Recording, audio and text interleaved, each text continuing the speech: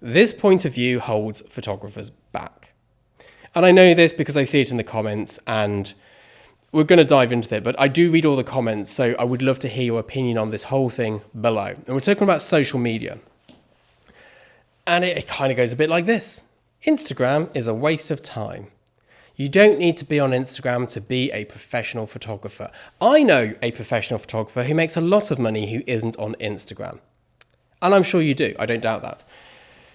Instagram is a waste of time to a certain degree, and there are great photographers who are not on Instagram. But what you've done there is you've taken the exception to the rule and applied it to yourself. It'd be like me saying, well, Annie Leibovitz's career path went like this, so I'm going to follow it. She is the exception to the rule. The rest of us mere mortals, we have to do the work. Not that she didn't do the work, she was like a dog, but we have to do things a certain way.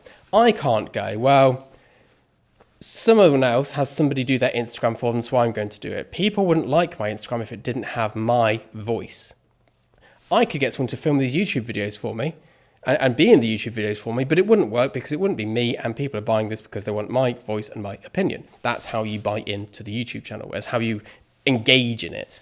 If I want to be a let me just get very clear up front. This is not I want to be a photographer who takes pictures and never shows them to anybody. I don't know who these people are who go, I'm going to create a picture and hide it. Gone. Gone forever. Gone. You will never see my pictures. You know, and of course, Vivian Maier was one of these people. But again, one of these people. She wasn't all of these people. She wasn't even 10 of these people. She was one. But if you want to be one of those people, then this doesn't apply to you. But if you want to make money from photography, if you want your work to be seen by people, if you want it to be noteworthy, and to be noteworthy, it has to be seen for people to make note. You have to embrace it. I hate social media. I hate the fact that anybody in the world can message me at any given point and expect me to reply. I don't, but they expect it. And I feel the expectation. I hate that. I hate the fact that people who have no idea about art and creativity get to choose whether they like or dislike my work and rate it on a scale of likes. That's ridiculous. And I'm sure we can all agree, this is all very toxic behavior. This is all not good stuff. But this is the world we live in. We've been dealt our cards. We have to choose if we're going to play the hand or not. And if you want to be a photographer, you've got to play the hand. You've got to play the game. This is not an industry for those who go, I want to be my own boss so I don't work for another boss. This is not an industry for those who go, I don't like to conform. You've got to conform. You've got to play the game. You've got to be in it. And of course, you're going, yeah, but this person here doesn't even use Instagram and they're a great photographer. Yeah, brilliant. Find me 500 of those people and I'll listen.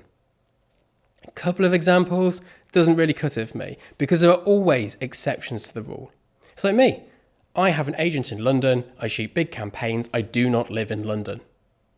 I am an exception to the rule. I do not advise people to follow my career path because I have no idea how I managed to look out and what I'm doing without being in London. It is incredibly unlikely that anybody else will achieve that because not only is it very difficult to do, I'm also not sure how I did it. So I can't even go, well, what I did was this. It's like, no, a string of events happened which put me in the right place at the right time, and I cannot make you mirror that.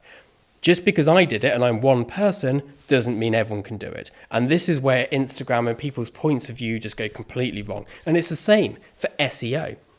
You know, you've got to have a website with search engine optimization on there for certain things. It's got to be done in a certain way, you know, so you get the right types of traffic. You can't just go, well, I don't want people on the internet to book me. People not having their email address and phone number available. If you don't want people phoning your personal phone, get a work phone.